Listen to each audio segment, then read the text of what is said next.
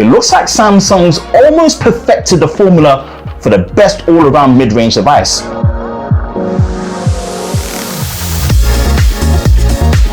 Boasting a colourful, water-resistant design, improved camera tech, beefier performance, and one of the most exciting mid-range mobiles to launch in 2022. The focus slider is particularly good if you just want to smoothly shift between two different focal points. Low light's been improved as well, so essentially we're getting more detailed, less noisy, better looking night mode shots. One serious upgrade for the A53 is the battery. You've now got a 5,000 mAh capacity cell crammed inside of that awesome chassis. The fact that you can boost the RAM and also drop in up to 1 terabyte of extra storage via microSD, that's pretty good. We get a 6.5-inch 120Hz AMOLED screen.